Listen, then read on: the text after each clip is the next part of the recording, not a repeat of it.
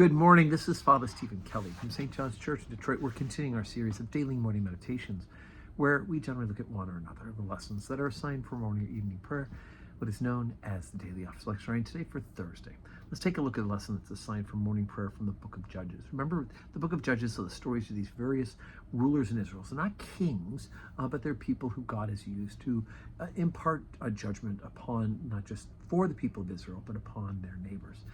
We've been reading the last couple of days about the story of Samson and Delilah, and it's a long and convoluted story, but we got up to the point now where chapter 16, beginning at verse 23, Samson has been imprisoned. They cut off his hair. They removed his strength. He's been put into shackles. But as he's been made to work and grind at the mill, he's getting stronger. His hair is growing back, which is, he says, is the source of his power.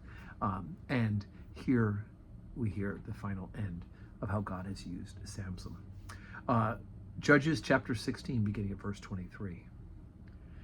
Then the Lord of the Philistines gathered them together to offer a great sacrifice unto Dagon their God, and to rejoice.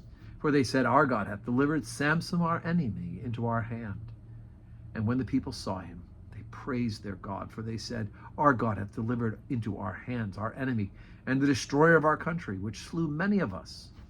And it came to pass, when their hearts were merry, that they said, Call for Samson, that he may make us sport.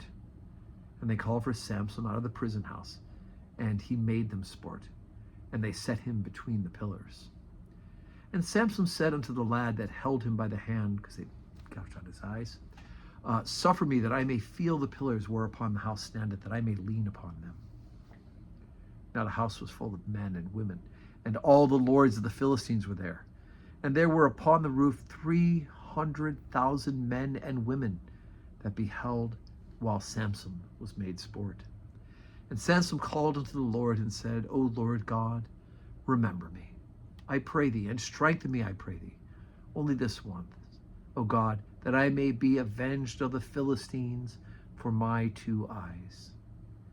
And Samson took hold of the 2 middle pillars upon which the house stood, and on which it was borne up, and with the one in his right hand and the other on his left. And Samson said, Let me die with the Philistines. And he bowed himself with all his might, and the house fell upon the lords and upon all the people that were therein. So the dead which he slew at his death were more than which he had slew in his life.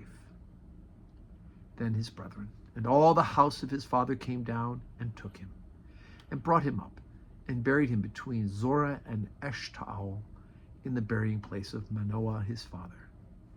And he judged Israel 20 years. All right, so even after he'd been humiliated, his eyes gouged out by the Philistines, he's able to muster the strength to sacrifice himself, pushing out the pillars and bringing down that house upon those who were contrary to God's will, the Philistines. Quite a story of sacrifice. Samson wasn't a great guy in much of the story, but in the end, he was a faithful guy doing God's will. God uses all sorts of people in all sorts of conditions to accomplish his will. So today's Thursday. We have 10:30 Holy Communion today. Remember, we still have the heat advisory, so come dressed, with loose fitting clothes. It's going to be kind of warm in church. Or if you can't be here, watch us on the live stream at 10:30 with benediction following. Pray with us, and 4 o'clock evening prayer. And may God grant us a Thursday that's full of blessings.